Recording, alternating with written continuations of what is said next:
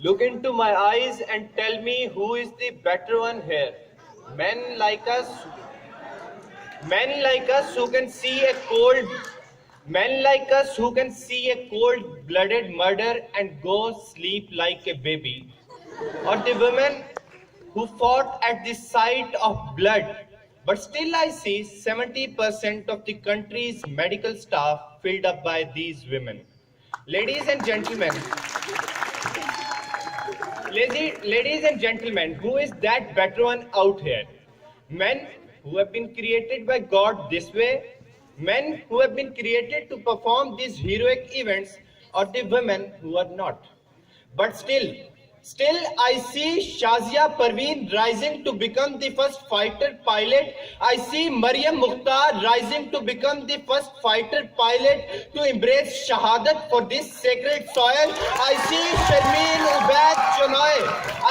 Sharmeen Ubaid Chinoy winning 2 consecutive Oscars for Pakistan, first time in the history. I see Muniba Mazari, a disabled wheelchair anchor, coming on stage and proving that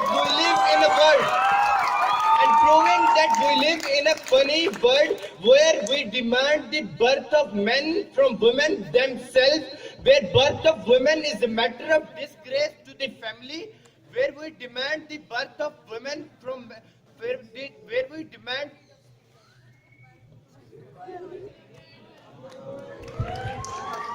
no worries. Where we demand the birth of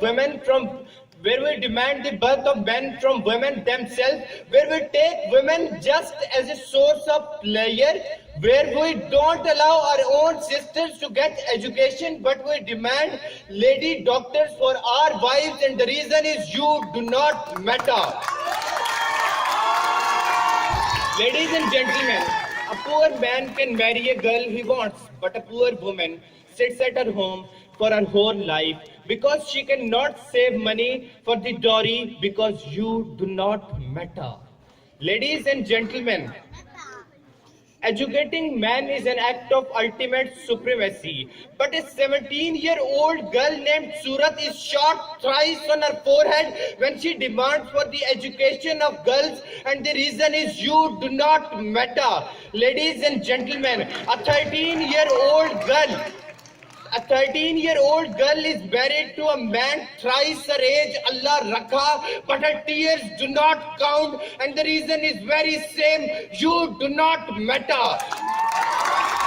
Ladies and gentlemen, a sinful man can be forgiven by the merciful Lord, but a sinful woman cannot be forgiven because you do not matter.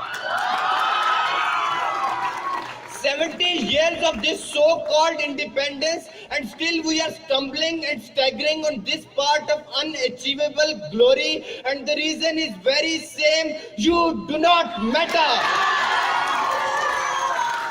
Mr. President, my fellow speakers came and tried to support the superiority of men by narrating the events from the history and from the battlefield and wars.